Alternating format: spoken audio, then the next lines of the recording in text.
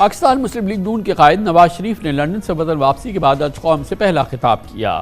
ماضی میں سابق P T I chairman Imran Khan بھی قوم سے خطاب کیا کرتے تھے، اب لگتا ہے کہ نواز شریف نے بھی اس کا آغاز کر دیا۔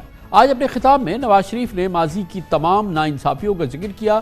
انہوں نے عوام سے اگلے انتخابات میں ووٹ کرنے کا بھی کہا، مگر 8 فروری کو شیڈیولڈ الیکشن سے متعلق ابہام کے حوالے سے انہوں نے کوئی بات نہیں کی، نہ ہی مطالبہ کیا کہ انتخابات 8 فروری کو ہی ہر صورت ہونے چاہیے۔ نواز شریف 21 اکتوبر کو لندن سے تقریباً 4 سال بعد پاکستان واپس پہنچے تھے اور پچھلے 7 ہفتوں میں نواز شریف کو ایون فیلڈ اور العزیزیہ ریفرنس سے کلین چٹ مل گئی ہے، جبکہ فلیگ شپ ریفرنس میں تو نواز شریف 6 سال پہلے ہی بری ہو گئے تھے۔ آج ایک فری مین کے طور پہ نواز شریف نے قوم سے خطاب میں سابق چیف جسٹس کا نام لے کر بتایا کہ کس طرح ان کو سزا دلوانے کے لیے سسٹم کو مینیپولیٹ کیا گیا۔ ساتھ ہی انہوں نے نام لیے بغیر آئندہ کے چیف جسٹس اعجاز الاحسن پر کڑی تنقید بھی کی۔ 6 سال بعد اپنی بے گناہی کی تصدیق کو نواز شریف نے ناانصافی کا ازالہ قرار دیا۔ انتخابات سے متعلق خاصا ابہام ہے، مگر نواز شریف نے اپنے خطاب میں صرف عوام سے 8 فروری کو ووٹ ڈالنے کا کہا، وقت پر الیکشن کا کوئی مطالبہ نہیں کیا۔ نواز شریف کا کہنا تھا کہ ان کو یقین ہے کہ عوام ووٹ کے ذریعے اپنا فیصلہ سنائیں گے۔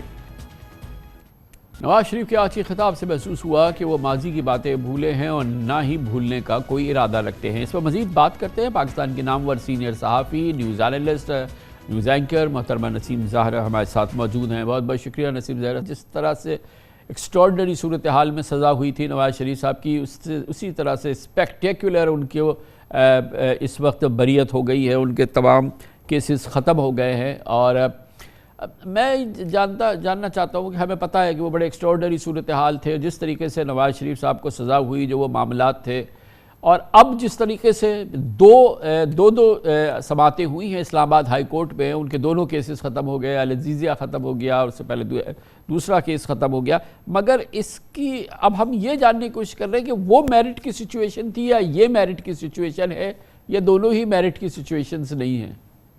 جی کامران صاحب، معاملہ تو یہ ہے کہ میرٹ کا جہاں تک سوال ہے، جو پہلے تمام معاملات ہوئے جب ان کو انڈائٹ کیا، اس کے بعد اب جب ان کو کلین چٹ ملی ہے، تو میرٹ تو عدلیہ ہی میرٹ پر اسیس کر سکتی ہے، لیکن رونا تو یہی ہے کہ میرٹ جو عدلیہ اسیس کر سکتی ہے وہ تو جو وہاں اس وقت تو نہیں ہو پایا۔ اچھا، اس کا ہمیں سب کو معلوم ہے، ہمیں یہ بھی معلوم ہے کہ اس وقت کہ جو آرمی چیف تھے وہ کس طریقے سے بات ہو رہی تھی کہ بھئی سب عدلیہ کے پیچھے کھڑے ہو جائیں اور جو عدلیہ کر رہی ہے وہ ٹھیک کر رہی ہے، اور نواز شریف کے حوالے سے یہ برا ہے، یہ برا ہے، یہ برا ہے۔ اور اس کے بعد خود جنرل باجوہ فرما چکے ہیں لوگوں سے بات کرتے ہوئے انٹرویوز میں کہ بھئی یہاں بڑی زیادتی ہوئی۔ تو کہنے کا مقصد یہ ہے کہ رونا اس وقت یہ ہے کہ وہ جو میرٹ جس کی آپ بات کر رہے ہیں اور صحیح کر رہے ہیں، وہ تو ادھر تو بات پہنچ ہی نہیں سکتی کامران صاحب، اگر معاملے کو سیاست کی بھین چلائیں، جب پاور پالیٹکس کی بھین چلائیں۔ پرابلم تو یہ ہے اس وقت ملک میں کہ تو پھر ایسے ہی ہوگا۔ نواز شریف صاحب کی کون سی بات سے آپ ڈس ایگری کریں گے جو انہوں نے کی آج تقریر میں؟ جس طرح سے اب وہ ان کو کلین چٹ عدلیہ نے دی ہے، پہلے جس طرح سے بند کیا، تو اب وہ جو باتیں کہہ رہے ہیں وہ غلط کہہ رہے ہیں، یعنی کہ یہ تو معاملات ایسے ہی گڑبڑ ہے۔ لیکن وہ بس صرف یہ بالکل نہیں غلط کہہ رہے، اور ہم نے جب ان کا پیناما کیس چل رہا تھا، ان کے دوسرے کیسز چل رہے تھے، الحمدللہ بالکل آنیسٹلی اس کو رپورٹ بھی کر رہے تھے کہ اس میں کیا زیادتیاں ہو رہی ہیں۔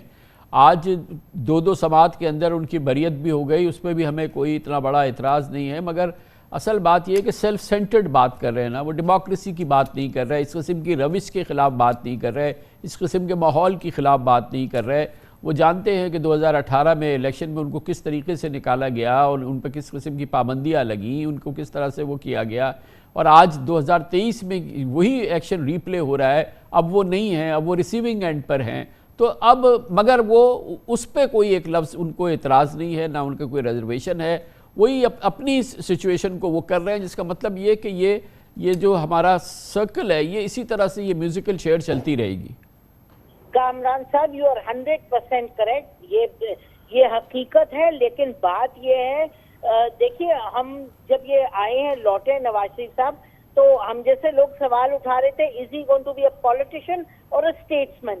تو نواز شریف صاحب सियासत जिस तरीके से इस मुल्क में चल रही है, जिस तरीके से पावर प्ले है, वो उसी में वापस आए। और अब वो जाहिर है वो कह रहे हैं जी मेरे साथ इतना जुल्म हुआ है, और जाहिर मैं इसलिए कह रही हूँ क्योंकि जिस लेवल पर इस वक्त मुल्क की पॉलिटिक्स और पावर पॉलिटिक्स चल रही है, उसमें अब कौन 100 फुट लंबा होके उसूल पे बात करेगा, और करनी पड़ेगी अगर हमने इस भंवर से निकलना है। वो बिल्कुल उनको तो इसी की खुशी है कि जी मुझे क्लीन चिट मिली है, और उनको गुस्सा है कि 6 साल मेरे साथ ये क्या हुआ है। अच्छा, उस वक्त जब इमरान खान थे, आपको मालूम है, हम उस वक्त कहते थे कि जी ये क्या कर रहे हैं आप इनके साथ, जो लॉ मिनिस्टर बाद में बने, कि भाई ये क्या आपने उनको हेरोइन और ये उन पर चार्ज लगा दिया, आप क्या खाकानबाजी को बंद कर रहे हैं, आप क्या कोर्ट्स उस वक्त क्या कह रहे थे कि नैब इनको इस्तेमाल कर रही है, लॉ इस्तेमाल करके सजा दे रही है।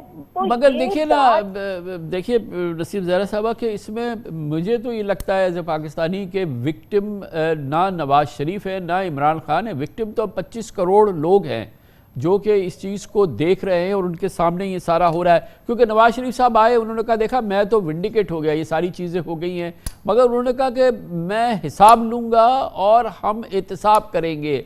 कल बयानी में अपने थोड़ा सा उन्होंने उसको एडजस्टमेंट की, उन्होंने कहा चले मैं अपनी ज़ाती बात नहीं करता, मगर इन्होंने तो कानून और आइन के साथ उसको तोड़ा है, 25 करोड़ अवाम के साथ उन्होंने किया है, तो वो तो अपना हिसाब लेंगे।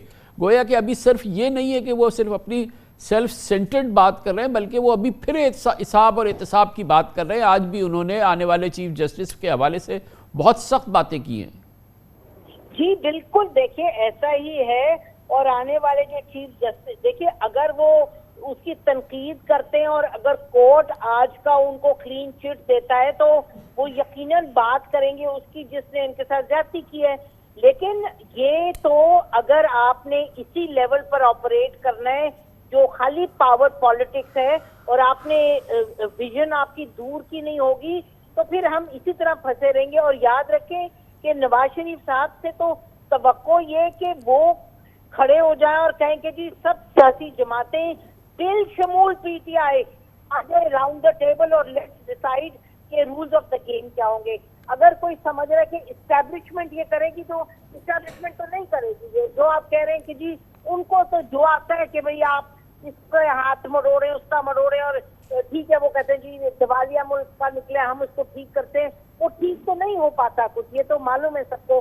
तो अब अभी लोग तवक्को यही लगाए हुए हैं कि जी अब हालात लोग या मतलब करने वाले कि भाई हम इसको ठीक करेंगे, हम इन्वेस्टमेंट लेके आएंगे, लेकिन ये जो इंस्टेबिलिटी है इसको कौन संभालेगा। और ये it is a joke, it is a very bad joke, night marriage.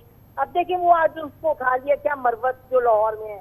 अच्छा ये मतलब पीटीआई के बहुत ब्लंडर्स थे, इसमें तो कोई डाउट ही नहीं है, इमरान खान साहब के ब्लंडर्स थे। और उसमें बाजवा साहब को जो अब वो कह रहे हैं शौकत सिद्दीकी साहब के इन 4-5 को बुलाएं कोर्ट में, अब आज उन्होंने कह दिया ना पूरी लिस्ट दी है कि जो मेरा केस है उसमें बुलाएं। बात ये है कि कौन पूछेगा, किसको पूछेगा। और जो आप मेरिट की बात कर रहे हैं वो मेरिट की बात जब तक नहीं आएगी जब तक सब लोग अपनी जगह पे वो काम नहीं करेंगे जो आइन कहते हैं। यकीनन। बहुत बहुत शुक्रिया। मोहतरमा नसीम ज़हरा हमारे साथ मौजूद थी। कमर्शियल ब्रेक, उसके बाद जिक्र करेंगे chief of army staff America के अहम दौरे पर है। अमेरिका की इस वक्त थिंक टैंक कम्यूनिटी कह रही है कि अमेरिका पाकिस्तान ताल्लुकात, सिक्योरिटी के मामला, दिफाई मामला, दूसरे कलीदी मामला पे अपने ताल्लुकात रीसेट कर रहे हैं। इस लिहाज से ये बहुत अहम दौरा है। इसकी मज़ीद तफसीलात लेंगे एक छोटे से वक्फे के बाद। Welcome back. Chief of army staff general Asim Munir अपने पहले सरकारी दौरे पर अमेरिका में अहम मुलाकातें कर रहे हैं। उम्मीद है कि आर्मी चीफ के इस दौरे के नतीजे में पाक अमेरिका ताल्लुकात एक नया जन्म ले सकते हैं। गुज़िश्ता रोज़ पेंटागन में आर्मी चीफ, अमेरिकी सेक्रेटरी दिफा लॉयड ऑस्टिन और chairman joint chiefs of staff general Charles Q brown junior से मुलाकातें कर चुके हैं। पेंटागन तर्जुमान के मुताबिक मुलाकात में इलाकाई सलामती से मुतालिक पेशरफ्त और दो तरफा दिफाई ताउन पर बात हुई है। इतलात हैं कि दौरे में आर्मी चीफ की बाइडेन इंतजामिया की दीगर कलीदी शख्सियात से भी मुलाकातें शेड्यूल हैं, जिनमें मुशीर कौमी सलामती जैक सलिवन और director CIA William J bumps भी शामिल हैं।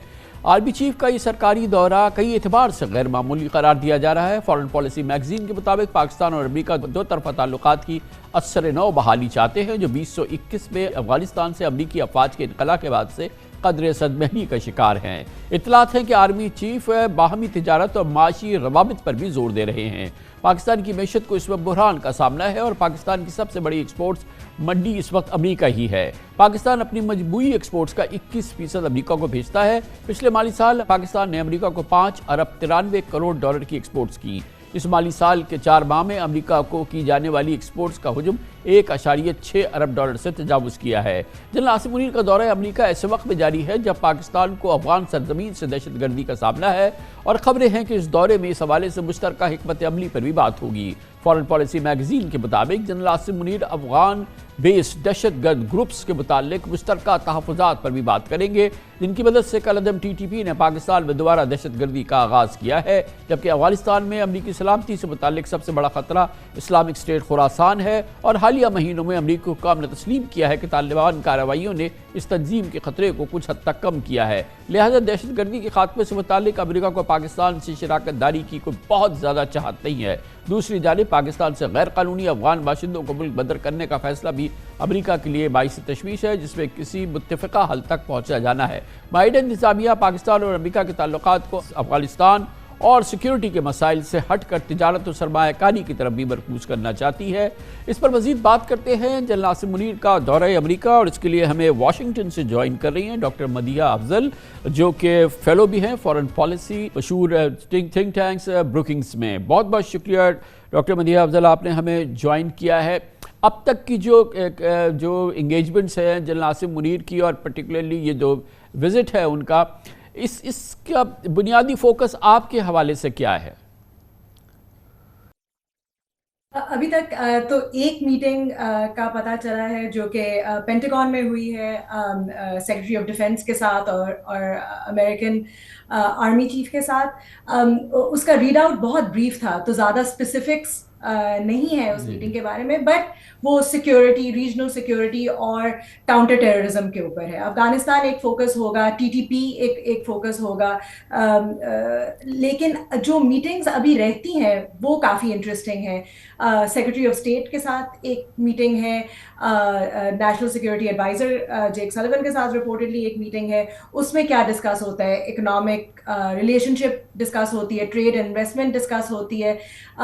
یہ اس لیے بھی امپورٹنٹ ہے بیکاز جنرل باجوہ جو کہ چیف آف آرمی اسٹاف تھے فار 6 ایئرز، ان کی کافی اسٹرانگ ریلیشن شپس تھیں پینٹاگون میں بھی، اسٹیٹ ڈپارٹمنٹ کے ساتھ بھی، secretary of state Trump administration میں بھی جو تھے ان کے ساتھ بھی۔ سو یہ جنرل عاصم منیر کے لیے ایک ریلیشن شپ بلڈنگ ٹائم پیریڈ بھی ہے، بیکاز لیکن ڈاکٹر مدیحہ یہ جو کہا جا رہا ہے، آپ نے دیکھا ہوگا کہ یہ بات بھی کی جا رہی ہے میڈیا کے اندر، فارن پالیسی نے بھی لکھی ہے کہ پاکستان اور امریکہ ری سیٹ کر رہے ہیں اپنے ریلیشن شپ، اسٹریٹجک جو ریلیشن شپ ہے اس کا ایک ری سیٹ ہے، ری بوٹ ہو رہا ہے یہ، تو اٹس کوائٹ سگنیفیکنٹ اگر اس لحاظ سے اوور آل اس کو دیکھیں تو۔ جی، آفٹر افغانستان اگست 2021 کے بعد امریکہ اور پاکستان کی ریلیشن شپ اسٹرگل کی ہے، اینڈ ایون اس سے تھوڑا سا پہلے اسٹرگل کر رہی تھی، لیکن افغانستان ایک فوکس تھا جس سے تعلقات کافی انگیجمنٹ بہت زیادہ تھی، ایون اگر تعلقات میں پرابلمس تھی پر انگیجمنٹ کافی زیادہ تھی۔ ایک سگنیفیکنٹ پوائنٹ جو میں ریز کرنا چاہتی ہوں وہ یہ ہے کہ پریزیڈنٹ بائیڈن نے ابھی تک پاکستانی پرائم منسٹر کو، جو پہلے تھے عمران خان، اس کے بعد Shehbaz Sharif, obviously caretaker کو بھی نہیں کال نہیں کیا ہے۔ تو this might be the first time U S Pakistan relations میں کہ ایک وائٹ ہاؤس سے سویلین گورنمنٹ کو کے لیڈر کو کال نہیں گئی ہے۔ اس کے اس بیسس پہ اگر دیکھا جائے تو یہ military to military relationship continuing significant ہے، بیکاز وہ کانٹراسٹ ہائی لائٹ کرتی ہے جو سویلینس کے ساتھ ریلیشن شپ پرابلمٹک ہے، at least at the top. State department to foreign minister relationship strong رہی ہے اوور دا لاسٹ 3 ایئرس، لیکن White House to the prime minister relationship کوئی ہے ہی نہیں۔ تو ان دیٹ یہ military to military relationship ایک کنٹینیویشن دکھا رہی ہے، and it needs a new basis post امریکہ کا 20 ایئر وار ان افغانستان۔ تو ڈاکٹر صاحب یہ بھی اس وقت ہوا ہے وزٹ امپورٹنٹلی جب جو یو ایس کا سب سے کی ایلائی ہے اس پورے ریجن میں انڈیا، یو ایس انڈیا تعلقات میں ہم نے دیکھا ہے آف لیٹ چند مہینوں کے دوران کچھ سٹرین سا نظر آیا ہے، جو انڈیا کی انٹیلیجنس ایکٹیویٹی رہی ہے، اور یہ رپورٹڈلی جو انڈیا کے اسٹیشن چیف ہیں انٹیلیجنس کے وہ واشنگٹن نے ایکسپیل کر دیے ہیں، وہ اسی طرح سے وہ آٹوا سے بھی ایکسپیل ہوئے ہیں، لنڈن سے بھی ہوئے ہیں۔ ویسٹ کے تعلقات میں کوئی ایک سٹرین آیا ہے، اور ابھی آج آپ کے علم میں ہے، آج اناؤنسمنٹ ہوا ہے کہ پریزیڈنٹ بائیڈن نہیں جائیں گے 26 جنوری ریپبلک ڈے کی جو ان کی، جس میں ان کو ایز اے چیف گیسٹ بلایا تھا۔ پہلے خیال تھا کہ شاید یہ جائیں گے، لیکن آج وہ بھی آ گیا ہے کہ وہ بھی نہیں ہوگا۔ اس دوران یہ پاکستان کا وزٹ ہوا ہے، جو کہ ایک traditional hot and cold relation رہی ہے، مگر پاکستان کی ملٹری کے ساتھ، پاکستان کی سیکیورٹی ایپریٹس کے ساتھ یو ایس اسٹیبلشمنٹ کے بڑے اچھے اور بڑے ڈیپ تعلقات رہے ہیں۔ اس میں کوئی کسی قسم کی کوئی آپ پیرالل ڈرا کریں گے؟ انڈیا کے ساتھ ابھی ریلیشن شپ میں جو الیجڈ اسیسینیشن اٹیمپٹ امریکن سوئل پہ تھی، جو کہ تھوارٹ ہو گئی، لیکن کینیڈا میں آبویسلی کینیڈا نے تو بلیم کیا ہے انڈیا کو ڈائریکٹلی۔ کینیڈا کے ساتھ ریلیشن شپ میں ایکچوئل رپچر ہوا ہے بیکاز کینیڈا نے زیادہ ووکلی بلیم کیا ہے۔ امریکا اور انڈیا کا ابھی بھی امریکا نے کاشیسلی یہ ایلیگیشنز پٹ فورتھ کی ہیں، اور انڈیا نے کاشیسلی ہی رسپونڈ کیا ہے، تو at least overtly on the surface ایک بریک نہیں ہوا۔ بٹ آئی ایم شیور کہ یو ایس گورنمنٹ سرکلز میں کویسچنز ڈیفینیٹلی ریز ہو رہے ہوں گے اس میں۔ آئی تھنک ابھی بھی دیکھنے والا ہے یہ کہ کس طرح یہ پلے آؤٹ کرتا ہے آن امریکہ اور انڈیا کی ریلیشن شپ، اس انٹیلیجنس ایکٹیویٹی کا افیکٹ۔ امریکہ بیکاز آف چائنا کا تھریٹ بہت امریکہ نے اپنا ایمفسس ڈالا ہے on the relationship with India. President Biden کی پرائم منسٹر مودی کے ساتھ ایک کافی اسٹرانگ ریلیشن شپ ہے۔ اٹ اپیئرز کہ prime minister Modi will win ایک reelection this year, at least لگ رہا ہے، ہی ریمینز ویری پاپولر۔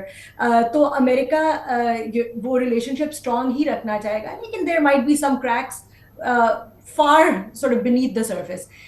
اس طرح سے امریکہ will want I think regardless of what happens with India, America does want Pakistan کے ساتھ military to military relationship to continue۔ وہ stable ہے، وہ strong ہے، hot and cold as you said civilians کے ساتھ رہی ہے، military to military strong ہے۔ It needs کوئی زیادہ bases post Afghanistan remains a basis, counter terrorism remains a basis, thinking about TTP Afghan Taliban, وہ سارا کچھ بیسز رہتا ہے، لیکن وہ اتنا اسٹرانگ بیسز نہیں ہے۔ there needs to be a stronger perhaps کیا سینٹر کرے گا اب اگر ہم کسی ریسیٹ کی بات کر رہے ہیں، سیکیورٹی ریلیشنز کے، ڈیفینس ریلیشن شپ کے، اسٹریٹجک ریلیشن شپ کی، تو اس کا اینکر کیا ہو سکتا ہے گیون اس وقت جو ریجنل سچویشن ہے؟ I mean اینکر ہی ڈھونڈنا I think کی ہے for ایک اینکر یہ ہے کہ امریکہ اپنے 20 years in افغانستان کے بعد امریکہ کی یہ تھا کہ افغانستان ایسی جگہ نہ بنے جہاں سے ویسٹ کو کوئی تھریٹ ہو، جہاں ویسٹرن سوئل پہ، افغانستان سوئل سے ویسٹرن سوئل پہ کوئی اٹیک ہو۔ وہ پریزیڈنٹ بائیڈن نے جب ودرال اناؤنس کی، اس میں بھی ایک کی فیکٹر تھا اور ایک کی ریٹرک کا پارٹ ہے امریکہ کا پچھلے 2 سال سے۔ آئی تھنک اس پہ ڈسکشن ہوگی، لیکن وہ ایک میرا خیال ہے کہ اسٹرانگ انف بیسز نہیں ہے۔ الٹیمیٹلی جو بیسز چاہیے امریکہ اور پاکستان کی ریلیشن شپ کو، وہ خالی ملٹری ٹو ملٹری سے نہیں ہو سکتا، اس میں سویلینز کے ساتھ ایک strong non security relationship, economic relationship پہ بھی بات کرنی ہوگی، اور اس کا at least may be seeds sow ہو سکیں اس ٹرپ پہ۔ بہت بہت شکریہ doctor Madiha Afzal, Washington D C سے ہمارے ساتھ ہیں، وہ فارن پالیسی کی فیلو ہیں بروکنگز انسٹیٹیوشن میں۔ کمرشل بریک، اس دوران نیوز ہیڈ لائن دیکھیں، اس کے بعد ہم اپنے پروگرام کے باقی حصے کے ساتھ واپس آئیں گے۔ اگرچہ سپریم کورٹ اور چیف جسٹس آف پاکستان جناب جسٹس قاضی فائز عیسیٰ کے احکامات 8 فروری کو الیکشن کے انعقاد کے ضامن ہیں، لیکن نہ جانے کیوں الیکشن التوا کے خدشات حقیقت میں بدلتے دکھ رہے ہیں۔ نہ جانے کیوں لگ رہا ہے کہ خود بخود الیکشن التوا کا ماحول بن رہا ہے۔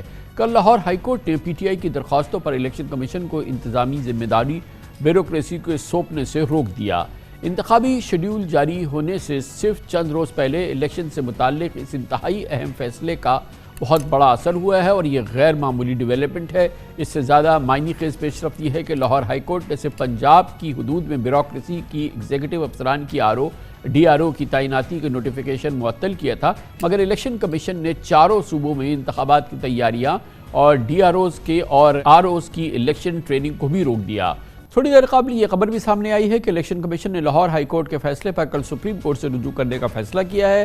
اطلاعات کے مطابق کل سیکرٹری الیکشن کمیشن کی رجسٹرار سپریم کورٹ سے ملاقات کا امکان ہے، جس میں لاہور ہائی کورٹ کے فیصلے کے بعد کی صورتحال سپریم کورٹ کے سامنے رکھی جائے گی، کیونکہ سپریم کورٹ نے 8 فروری کو الیکشن کرانے سے متعلق اپنے فیصلے میں کسی بھی رکاوٹ پر الیکشن کمیشن کو آگاہ کرنے کی ہدایت کی تھی۔ خوشگوار حیرت کی بات یہ ہے کہ کل رات 11:30 بجے لاہور ہائی کورٹ کے آنے والے اس فیصلے پر آج صبح سے ہی عمل درآمد شروع ہو گیا۔ الیکشن کمیشن نے آج چاروں صوبائی الیکشن کمشنر کو ہنگامی مراسلہ جاری کیا، جس میں ہدایت کی گئی کہ لاہور ہائی کورٹ کے احکامات پر عمل درآمد کیا جائے۔ لاہور ہائی کورٹ کے جسٹس علی باقر نجفی نے 5 صفحات پر مشتمل تحریری فیصلے میں بظاہر پی ٹی آئی کو انتخابی عمل سے باہر رکھنے پر بھی بڑے سنجیدہ سوالات اٹھائے۔ الیکشن کمیشن کے وکیل نے کہا کہ ہم نے عدلیہ کو خطوط لکھے، مگر کیسز کے باعث انہوں نے جوڈیشل افسران دینے سے انکار کر دیا۔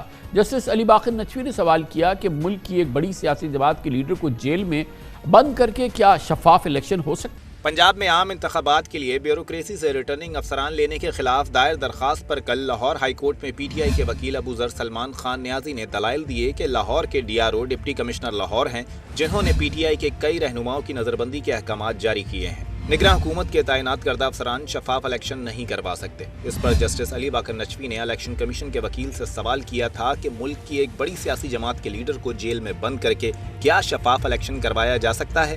تحریری فیصلے میں جسٹس علی باقر نجفی نے لکھا کہ بظاہر ایسا لگ رہا ہے کہ درخواست گزار کی جماعت کو لیول پلینگ فیلڈ دستیاب نہیں ہے۔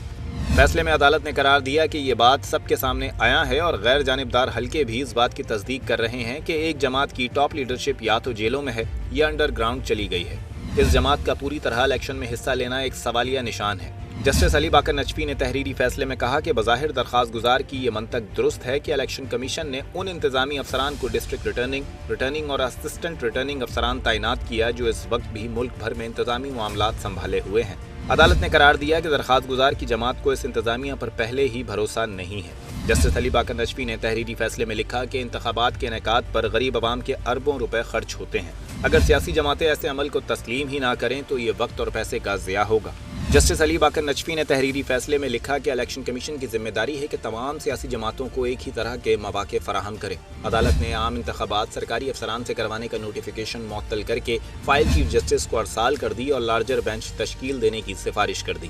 فیصلے میں کہا گیا ہے کہ اس کیس کے حتمی حکم نامے تک الیکشن کمیشن کی جانب سے بیوروکریسی کے انتظامی افسران کو ڈی آر اوز اور آر اوز لگائے جانے کے تمام نوٹیفیکیشن معطل رہیں گے۔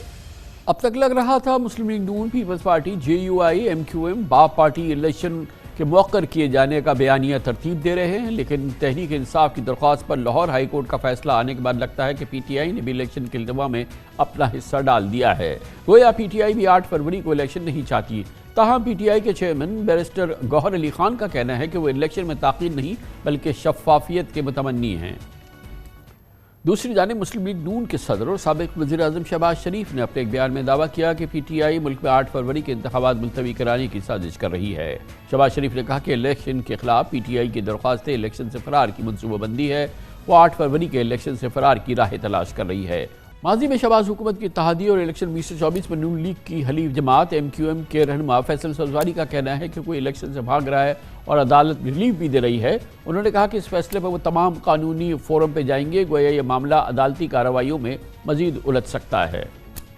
الیکشن کمیشن میں پی ٹی آئی کے انٹر پارٹی الیکشن سے متعلق کیس کی سماعت کے دوران پی ٹی آئی کے وکیل علی ظفر نے مطالبہ کیا کہ الیکشن کمیشن جلد از جلد انتخابی شیڈول جاری کرے اور فری اینڈ فیئر انتخابات کرائے۔ اس پر چیف الیکشن کمیشنر سکندر سلطان راجہ نے کہا کہ اب تو آپ نے ہمارے ریٹرننگ آفیسرز بھی معطل کرا دیے ہیں، ہم تو سمجھ رہے تھے کہ آپ کے مخالفین نے ہمارے افسران معطل کرائے ہیں۔ اس پر علی ظفر نے کہا کہ میں بھی یہ سمجھتا تھا۔ اس موضوع پہ بات کرتے ہیں. بہت اہم ڈیولپمنٹ ہے جس کے براہ راست اثرات ہو سکتے ہیں الیکشن کے انعقاد پہ. 8 فروری کو الیکشن کے انعقاد پر. اس کے لیے ہم نے ایک بار پھر دعوت دی ہے جناب احمد بلال محبوب کو, ایگزیکٹو ڈائریکٹر پلڈال. بہت بہت شکریہ احمد بلال صاحب. ایک تو ویسے ہی تمام سیاسی جماعتیں یک زبان ہو کے اس بات کا بار بار اظہار کر رہی ہیں کہ اگر التوا ہو جاتا ہے تو ان کے لیے کوئی مسئلہ نہیں ہے. دوسری جانب آج یہ عدالتی حکم آ گیا جس کے بعد گو کہ وہ پنجاب کے لیے تھا, لیکن اس کے پس منظر میں آج الیکشن کمیشن نے پورے پاکستان میں اپنے ریٹرننگ آفیسرز اور پریزائڈنگ آفیسرز کی جو ٹریننگ وغیرہ ہو رہی تھی اس کو روک دیا.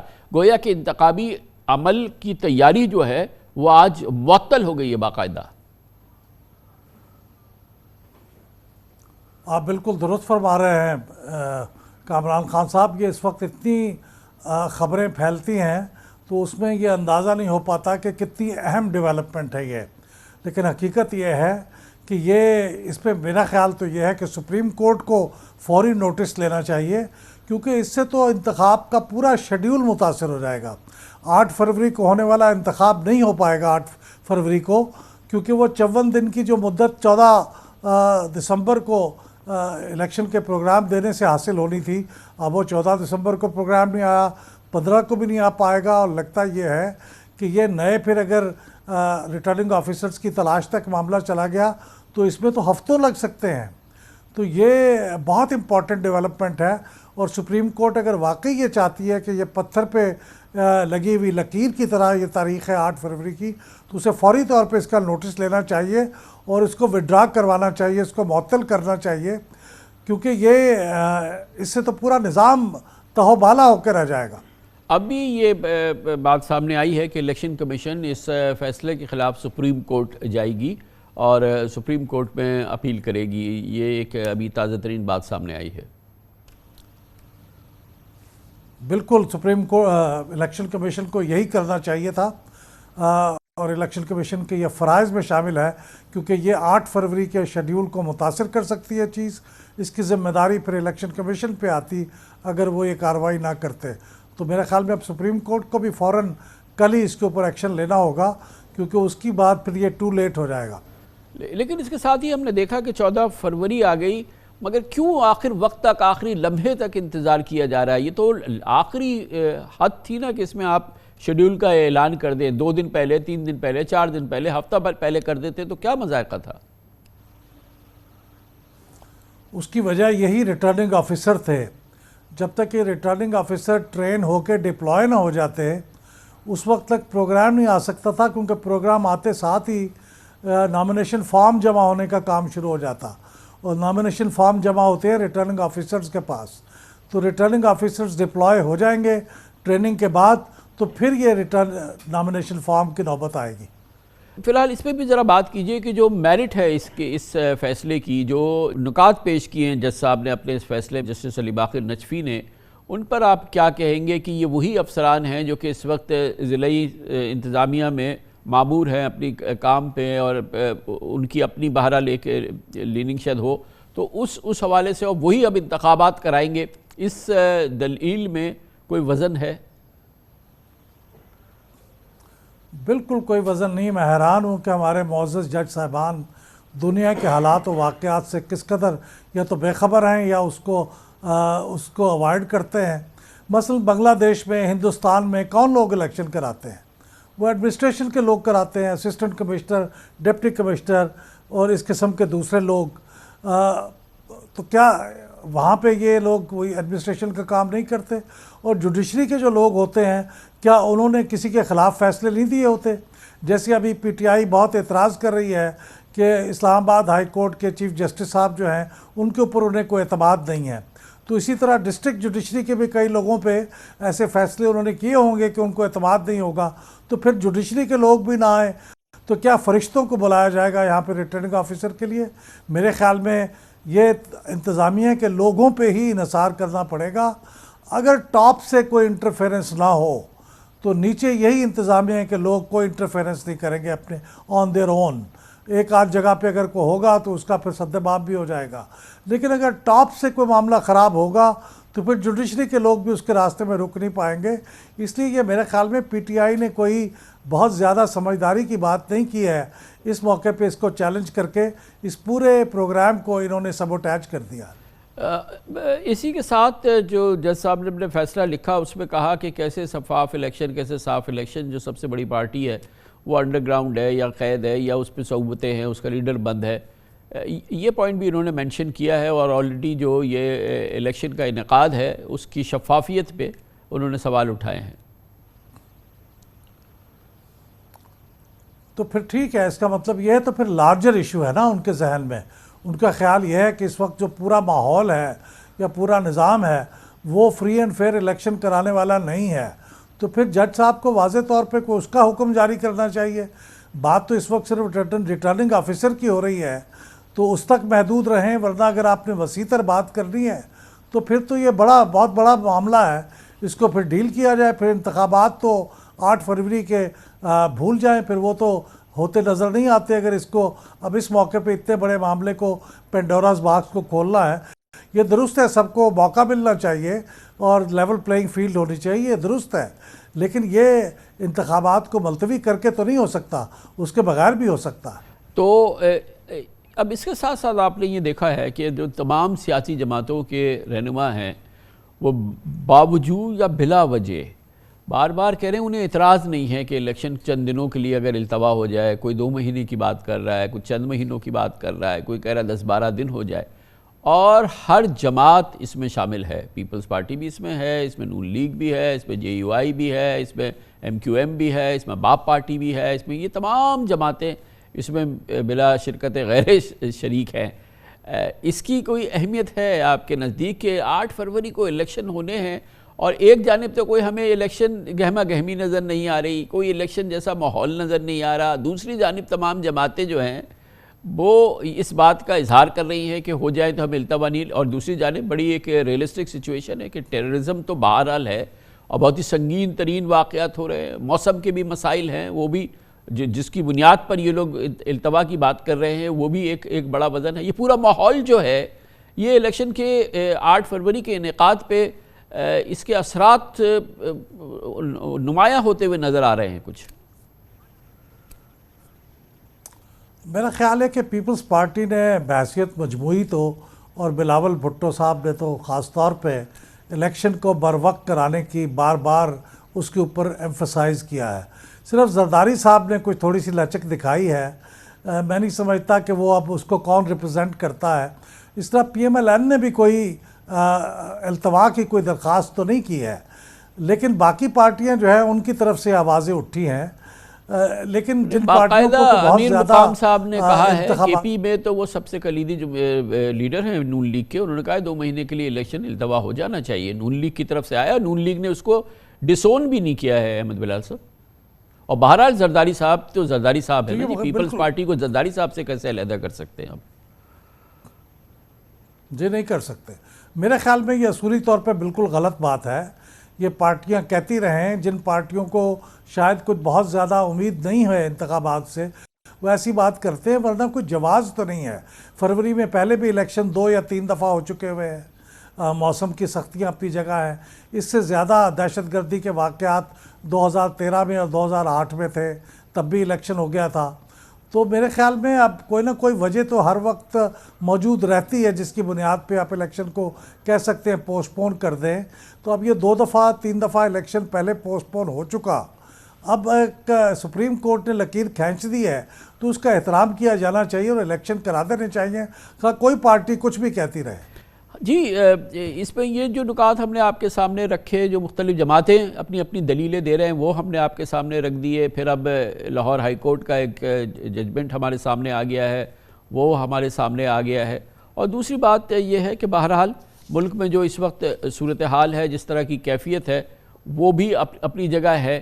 مگر اس پس منظر کے اندر الیکشن کے التوا کی کوئی آئینی قانونی کیا سچویشن بن سکتی ہے کوئی اس کی؟ کیونکہ دیکھیں سپریم کورٹ کے حکم پہ الیکشن نہ ہونا تو اب انفارچونیٹ بات ہے کہ پاکستان میں یہ تو کوئی بڑی بات نہیں ہے کہ سپریم کورٹ نے حکم دیا ہم نے الیکشن نہیں کرائے. یہ تو اب کوئی بات نہیں ہے. 90 دن کے اندر الیکشن نہ کرانا وہ بھی ہم نے نہیں کرائے، وہ بھی کوئی بات نہیں رہی ہے. یہ درست ہے، اور یہ بھی بہت انفارچونیٹ ہے کہ سپریم کورٹ کے کہنے پہ نہیں ہوئے. اس وقت چلیں ایک پارلیمنٹ اور ورسز سپریم کورٹ کی بات تھی. اس وقت تو سب کا اتفاق رائے ہے اس کے اوپر. الیکشن کمیشن بھی اس پہ شامل ہے, سپریم کورٹ بھی شامل ہے, اس میں پریزیڈنٹ آف پاکستان بھی شامل ہے. تو اس کا مطلب ہے کہ یہ اب اتنے اتفاق رائے کے بعد, اور وہ بھی اچھی خاصی 2-3 دفعہ کی کنسلٹیشن کے بعد چیف جسٹس صاحب نے یہ بات کہی ہے, تو میرے خیال میں اگر اس پہ بھی نہیں ہوتے الیکشن تو پھر شاید کبھی بھی اتفاق رائے نہ ہو پائے, اور کبھی بھی شاید الیکشن دیے ہوئے شیڈول کے مطابق نہ ہو پائے.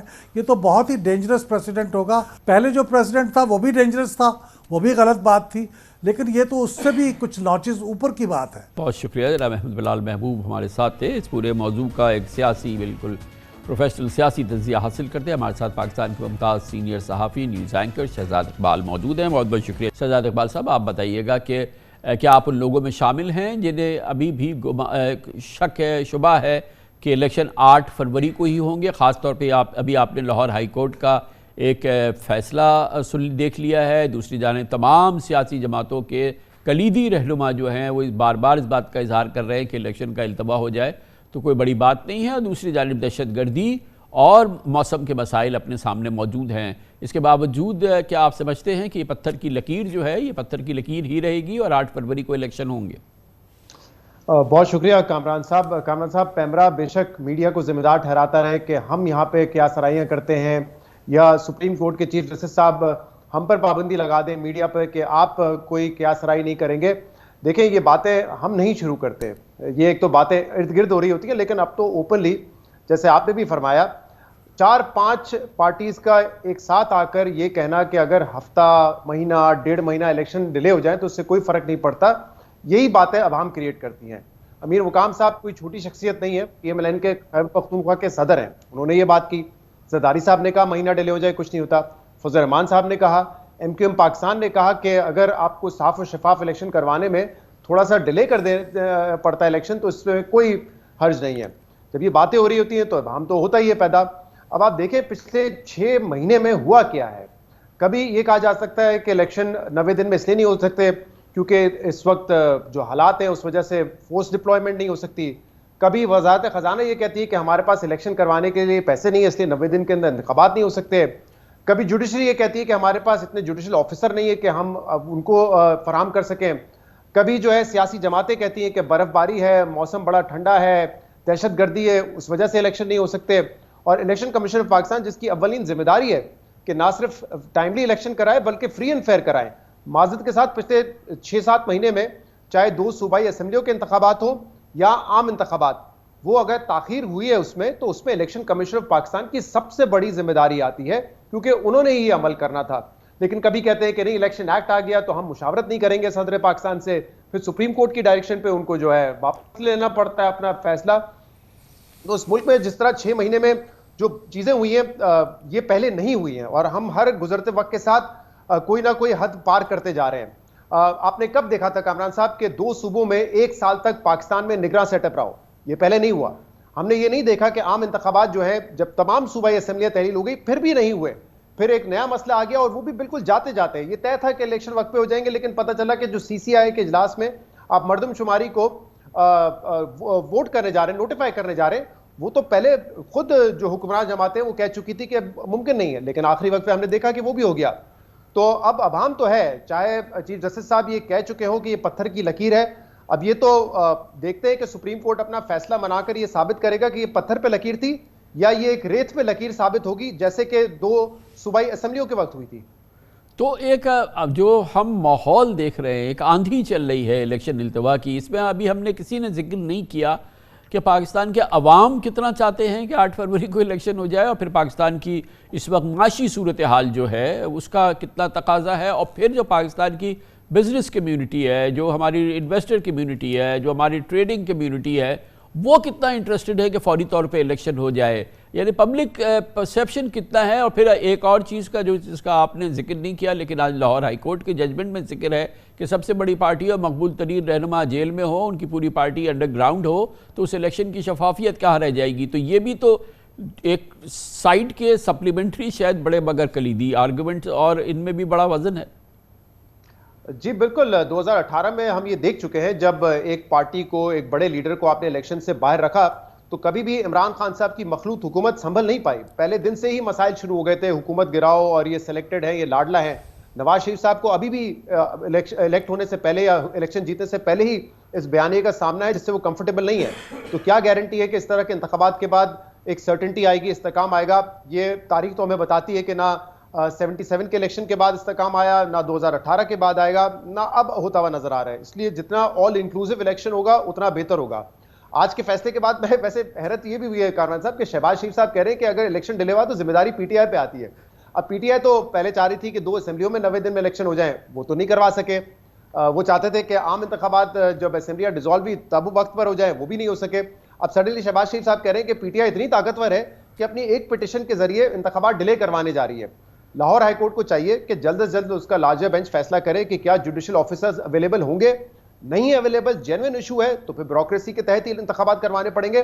لیکن اس لاہور ہائی کورٹ کو خالی بیوروکریسی کے تحت انتخابات سے کام نہیں بنے گا. آپ کے علم میں ہے کہ اس جو الیکشن کمیشن ہے اس نے تقریباً 2 لاکھ سے زائد فوجی اہلکاروں کی تعیناتی کا بھی کی درخواست کی ہے. وہ اپنی درخواست موجود ہے, اور جبکہ دوسری جانب ایک جانب دہشت گردی کے خلاف جنگ چل رہی ہے, اور جو ہماری خبریں ہیں کہ کسی صورت میں بھی ممکن نہیں ہے کہ اتنی بڑی تعداد میں فوج جو ہے وہ الیکشن ڈیوٹیز پہ بھیج دی جائے.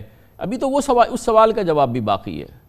جی بالکل, اور ہم نے دیکھا ہے کہ جو 2 اسمبلیاں تھیں اس میں ایک تو انہوں نے کہا تھا کہ فائنینسز نہیں ہے, ہم نے بجٹ نہیں کیا ہوا تھا, اور دوسرا اس وقت مسئلہ یہی آیا تھا کہ اتنی بڑی تعداد میں فورس اویلیبل نہیں تھی. اب یہ تو دیکھیں اس ملک پہ اس طرح تو کبھی الیکشن نہیں ہو سکیں گے. ہم نے 2008 میں بدترین دہشت گردی کے بعد الیکشن دیکھے, محترمہ کو شہید کیا گیا, اس وقت الیکشن تھوڑے دن ڈیلے ہوئے بٹ الیکشن ہوئے. 2013 میں جو دہشت گردی تھی اس میں بھی الیکشن ہوئے. تو الیکشن تو بہرحال ہونے ہیں. اور کامران صاحب ایک چیز میں ایڈ کروں, کیونکہ آپ نے بزنس کمیونٹی کی بھی بات کی. اکثر ہم یہ سنتے رہتے ہیں کہ اگر مارکیٹ بڑی مستحکم ہو گئی ہے, کچھ اشارے ہمیں معاشی اشارے بہتر نظر آ رہے ہیں, تو پھر اسی سلسلے کو چلنے دیا جائے. دیکھیں یہ شارٹ ٹرم سولوشنز نہیں ہو سکتے. ہمیں اپنے ارد گرد دیکھنا ہے, کیا انڈیا نے کیئر ٹیکر سیٹ اپ ہوتے ہوئے ترقی کی ہے؟ نہیں. ایک بڑی کمزور حکومت تھی جس کے وزیر خزانہ تھے اس وقت منموہن سنگھ. اقلیت 1-2 سیٹوں کی میجورٹی تھی, اس پہ انہوں نے ریفارمز کیے, اور دیکھیں انڈیا کے وہ جو لبرلائزیشن کا سلسلہ تھا وہ کہاں لے کے گیا. کیا بنگلہ دیش نے الیکشن نہ کروا کے ترقی کی ہے؟ یہ ہمارے ارد گرد کی مثالیں ہیں. اسی خطے کے لوگ ہیں, ہم جیسے لوگ ہیں, ان کا انٹلیکٹ لیول ہمارا انٹلیکٹ لیول برابر ہے. تو ہم پتہ نہیں کیوں یہ شارٹ ٹرم تھنکنگ رکھتے ہیں کہ نہیں اگر یہ سیٹ اپ ہمارے ساتھ جو آپ نے ایگزامپلز دی ہیں, بنگلہ دیش کو اگر ہم کاپی کرنا چاہیں تو وہ ہم کاپی کر سکتے ہیں کہ وہاں انہوں نے جو کلیدی اپوزیشن کی جماعت ہے اس کو ہمیشہ کے لیے ٹھنڈا کر دیا, بند کر دیا.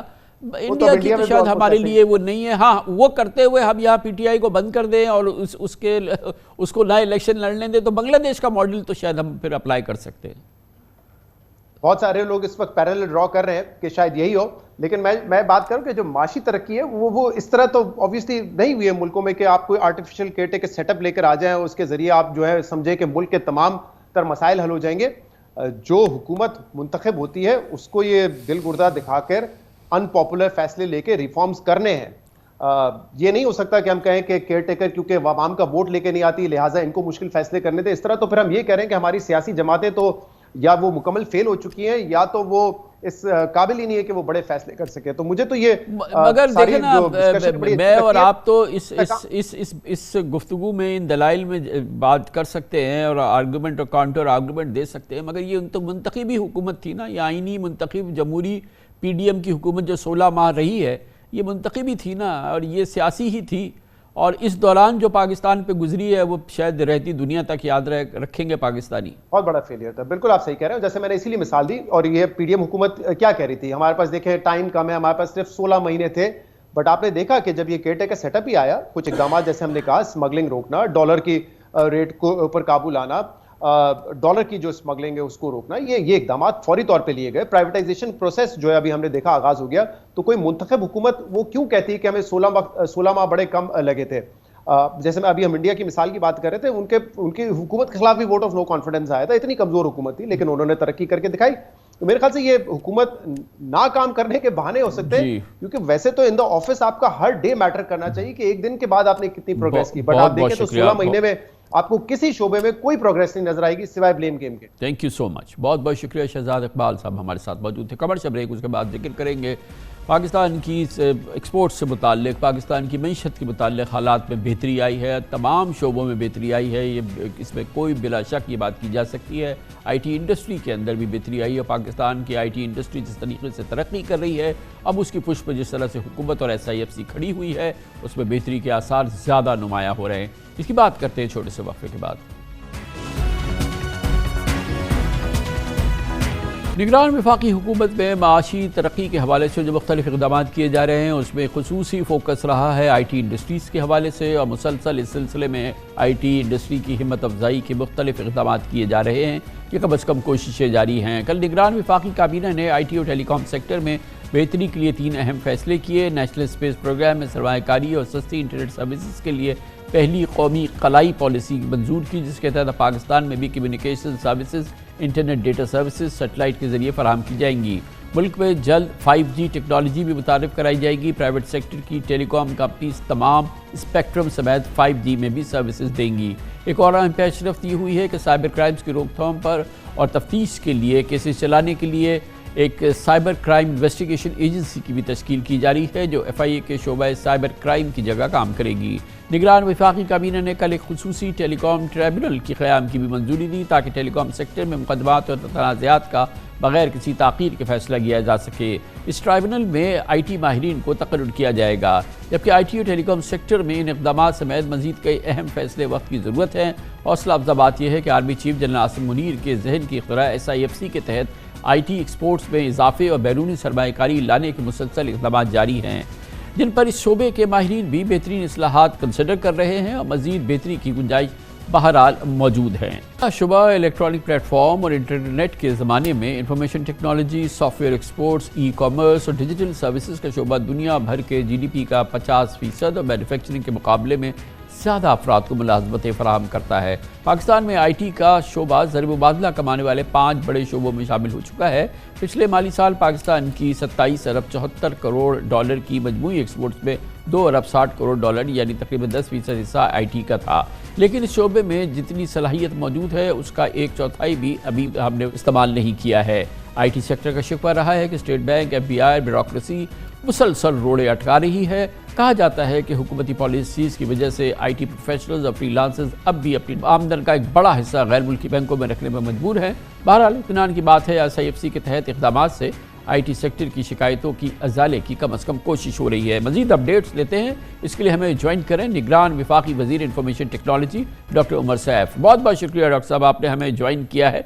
یہ فرمائیے گا کہ لاسٹ ٹائم جب آپ سے بات ہوئی تھی تو آپ نے کئی اقدامات بتائے تھے جو پائپ لائن میں ہیں، کئی چیزیں جو ہیں وہ آگے کی طرف رواں دواں تھی۔ کیا اب آپ اپڈیٹ دے سکتے ہیں ہمیں کہ IT کے شعبے کی پورا جو پوٹینشیل ہے اس کو ہارنس کرنے کے لیے مزید کیا چیزیں ہیں جو کہ گراؤنڈ پہ آ چکی ہیں، جن کو ہم کہیں کہ بالکل ٹینجیبل چیزیں سامنے ہیں؟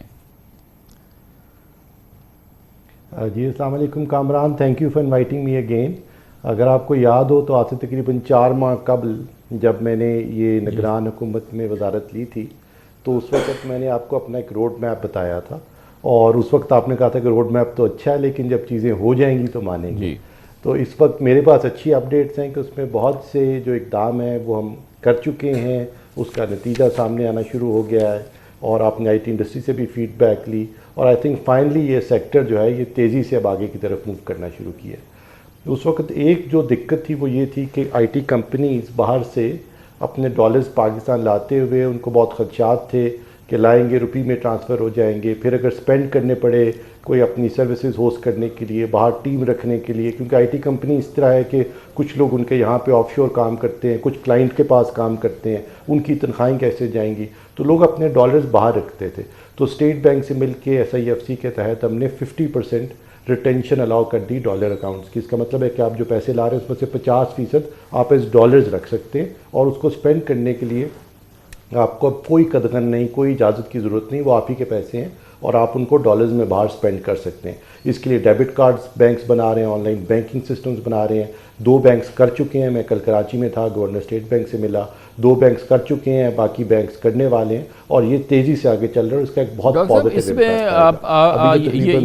یہ جیسا ہوتا ہے پاکستان میں، اس کے اعلانات بھی ہوئے، احکامات بھی ہوئے، آپ نے اپنی بھی گراؤنڈ پہ بھی کوشش کی، SIFC نے بھی کوشش کی، مگر میں آپ کو بتا دیتا ہوں میں نے تمام پروفیشنل سے بات کی ہے اور ابھی بھی اس پروگرام سے پہلے بھی خاص طور پہ میں نے بات کی ہے، وہ کہتے ہیں یہ ضرور اعلان وغیرہ ضرور ہو گیا ہے، مگر اس پہ اگر آپ امپلیمنٹیشن کے لیے جائیں، آپ جو سیکٹر ہے اس کے جو انڈیویجولز ہیں یا اس کے جو بڑے جو پلیئرز ہیں، آپ ان سے بات کریں، یہ ابھی بھی ایک جوئے شیر لانے سے مترادف ہے۔ ایف بی آر کی خاص طور پہ اسٹیٹ بینک کی بیوروکریسی جو ہے وہ اس کو اتنا آسان ہونے نہیں دے رہی جیسے آپ سمجھ رہے ہیں، اور اگر آپ گراؤنڈ سے پتہ کریں تو آپ کو پتہ چلے گا کہ اٹس اے اپ ہل ٹاسک کہ آپ جو ریٹینشن کی بات جتنا ہم سمپل سمجھ رہے ہیں یہ اتنی سمپل ہے نہیں ابھی۔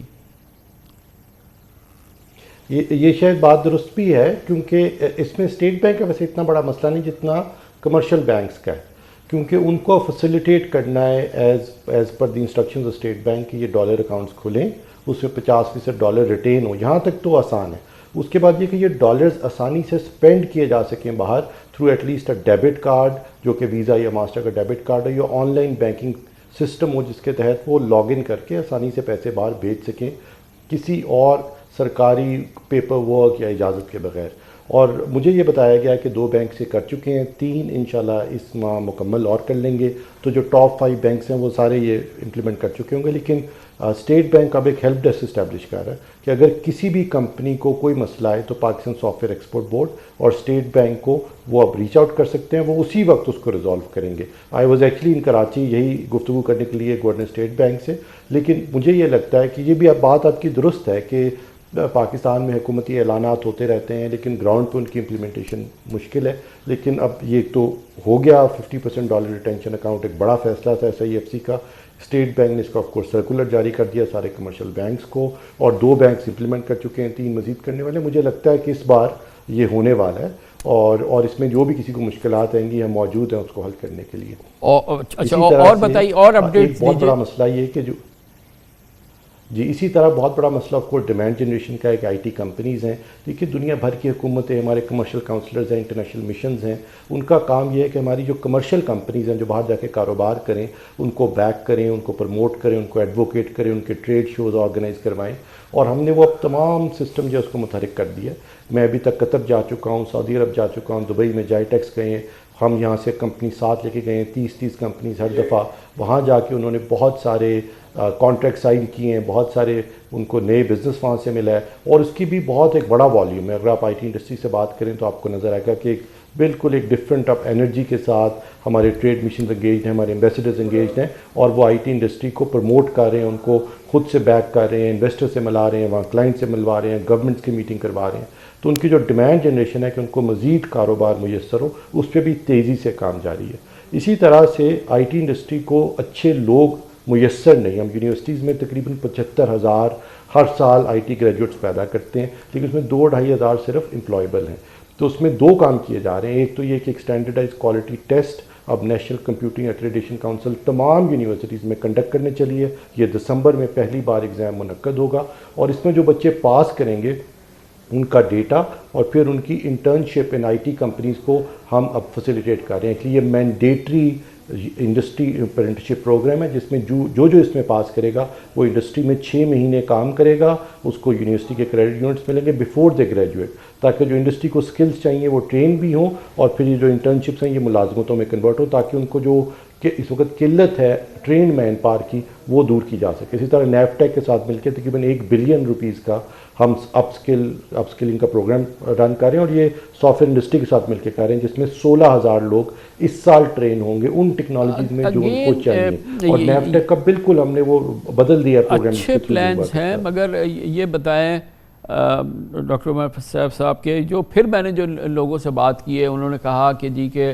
یہ بیچارے فری لانسر، ان کا وہ تو کہتے ہیں ہمارا اکاؤنٹ ہی نہیں کھولتا بینک، ہم اکاؤنٹ کیسے کھولیں، ڈالر اکاؤنٹ ہی نہیں کھول رہا ہے ہمارا، تو پہلے کہہ رہے جی پہلے تو جی ہمارا اکاؤنٹ ہی تو کھلوا دیں، یہ ہمارا کام ہو جائے۔ پھر یہ جو FBR کے نوٹسز آتے ہیں، جس طرح سے ان کو ایک ریگولر ایکسپورٹر کے طور پہ ریاست ڈیل کرتی ہے، وہ کہتے ہیں ہمارا مقابلہ نہیں ہے ٹیکسٹائل والوں کے ساتھ، ہمارا مقابلہ نہیں ہے رائس والوں کے ساتھ، ہمارا مقابلہ نہیں ہے سپورٹس گڈ کے ساتھ، ہم تو کوئی امپورٹ کرتے نہیں ہیں، ہم کوئی آپ کے ایکسچیکر پہ یا آپ کے ریزروز پہ کوئی پریشر تو نہیں ڈالتے، ہم کوئی امپورٹ تو نہیں کرتے، ہم تو یہاں سے ایکسپورٹ کر رہے ہیں، ہمیں تو ہر طرح کی سہولت دی جائے۔ اچھا ٹیکسٹائل کو مختلف سبسڈیز ملتی ہے یا ریبیٹ مل جاتے ہیں یا مختلف طریقے سے ریفنڈز مل جاتے ہیں، ان کو تو کچھ بھی نہیں ہے، کوئی انسینٹیو نہیں ہے اس کو کہ یہ اگر ہمیں کرنا چاہیں، مگر ہم یہ تصور کرتے ہیں کہ ہماری ڈیجیٹل پینیٹریشن ہو، ہماری آئی ٹی اسپریڈ کرے، ہمارے بچے کھیلے، مگر ٹیلی فون کی جو ہے وہ ایک لگژری ہے، اس پہ ایک میسو ڈیوٹیز اور ٹیکسز ہم نے لگائے ہوئے ہیں کہ اگر آپ ٹیلی فون لینا چاہیں، ایک لیپ ٹاپ جو ہے اس پر ہم نے پراپر ڈیوٹیز لگائی ہوئی ہے، پراپر وہ لگائی ہوئی ہیں، پھر ہم اس بات کے بھی خواہاں ہیں کہ اور دعویٰ کرتے ہیں کہ ہم آئی ٹی پینیٹریشن بھی چاہتے ہیں۔ یہ پالیسیز جو ہیں اس کا اتنا بڑا ٹکراؤ ہے کہ یہ باتیں ساری بہت اچھی ہیں، آپ کے اپنا ایک مشن بھی ہوگا، SIFC کو بھی پتہ ہونا چاہیے کہ گراؤنڈ کی سچویشن یہ ہے۔ سر جو یہ فری لانسرز کا معاملہ، اس میں تو بہت بڑی اب انویسٹمنٹ ہم کرنے چلیں، ہم 50 ارب روپے کے لون دینے چلے، انٹرسٹ فری لونز، تاکہ ای روزگار یا فری لانسنگ سینٹرز بنائے جائیں۔ اس میں سے 20 سینٹرز اس دسمبر میں انشاءاللہ کام شروع کر دیں گے، اور ہمیں یہ 10,000 سینٹرز بنانے، 5,000 یونیورسٹیز میں پبلک سیکٹر میں اور 5,000 پرائیویٹ سیکٹر میں تھرو انٹرسٹ فری لونز، اور یہ پروگرام اپروو ہو گیا ہے جس کو ہم پاکستان ای روزگار پروگرام کہتے ہیں۔ اور یہ جو سینٹرز بن جائیں گے یہ ورچوئل ٹیکنالوجی زونز ڈکلیئر ہوں گے، یہاں پہ جو سینٹرز چلانے والے ہیں جو فری لانسرز ہیں ان کے اوپر انکم ٹیکس کی چھوٹ ہوگی، ان کو کوئی انکم ٹیکس نہیں دینا پڑے گا، اور ان کو جو اکوپمنٹ رپورٹ کریں گی اس کی ڈیوٹی بھی معاف ہے۔ اور اس کے بعد یہ کہ کیونکہ وہ ٹیکنالوجی زون کا حصہ ہوں گے، ہمارے ساتھ رجسٹرڈ ہوں گے فری لانسرز، تو ان کو بینک اکاؤنٹ کھلوانے اور فیسیلیٹیشن بھی ہمیں آسان ہو جائے گی، کیونکہ فری لانسرز اس وقت بکھرے ہوئے ہیں، کسی ایک جگہ کے اوپر آرگنائز نہیں ہیں، اور وہ جا کے کوئی آرگنائز کاروبار نہیں ہے، تو بینک اکاؤنٹ کھلوانا واقعی دشوار کام ہے۔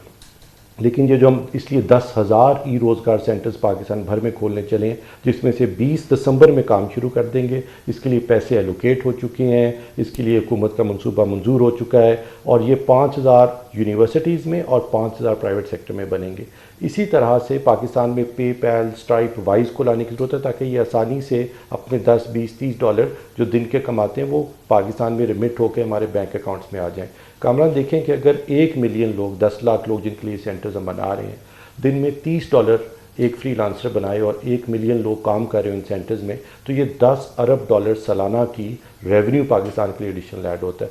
وہ ایسا ملک جس میں ٹوٹل ایکسپورٹ ہی $30 بلین ہے، تو 1/3 آپ کی ایکسپورٹ بڑھ جائے گی اگر ہم فری لانسرز کو اس طرح فیسیلیٹیٹ کریں، اور یہ کرنے چلیں۔ یہ منصوبہ اب اپروو بھی ہو گیا ہے، اور فری لانس سینٹر جو ای روزگار سینٹرز ہیں پہلے دسمبر میں کام شروع بھی کر دیں گے۔ اسی طرح ہمارے پاس اسٹارٹ اپس ہیں پاکستان میں، جس میں تقریباً $800 ملین کی پچھلے 3 سال میں انویسٹمنٹس ہوئی ہیں، اور اس وقت انویسٹمنٹس رکی پڑی ہیں کیونکہ دنیا میں وینچر کیپٹل اس وقت ڈرائیڈ اپ ہے۔ لیکن اس کے لیے ہم نے پاکستان اسٹارٹ اپ فنڈ بنایا ہے، جس کے تحت جو بھی پاکستان میں وینچر کیپٹلسٹ انویسٹ کرے گا، ہم اس کا رسک انڈر رائٹ کریں گے، اور ان کا جو انویسٹمنٹ راؤنڈ ہے اس کو کلوز کرنے کے لیے اسٹارٹ اپ کو گرانٹ دیں گے۔ اس کا مطلب یہ کہ اگر کوئی $1 ملین انویسٹ کرا ہے تو $3 لاکھ گورنمنٹ ڈالے گی اس اسٹارٹ اپ کے اندر، تاکہ یہ ڈیلز اپ ہونا شروع ہوں، اور کوئی باہر کا انویسٹر اگر پاکستان یا فلپینز میں ایویلیویٹ کر رہا ہے کہ کہاں پہ اس کے لیے اچھی ریٹرن ہوگا، تو پاکستان کی ہم اسٹارٹ اپ کو زیادہ اٹریکٹیو بنانے کے لیے government will also apply money through اور اگنائٹ پروگرام۔ بہت بہت شکریہ ڈاکٹر عمر سیف، نگران وفاقی وزیر برائے آئی ٹی اور ٹیلی کمیونیکیشن ہمارے ساتھ تھے۔ اس کے ساتھ ہی ہمارے آج کے پروگرام کا اختتام ہوتا ہے۔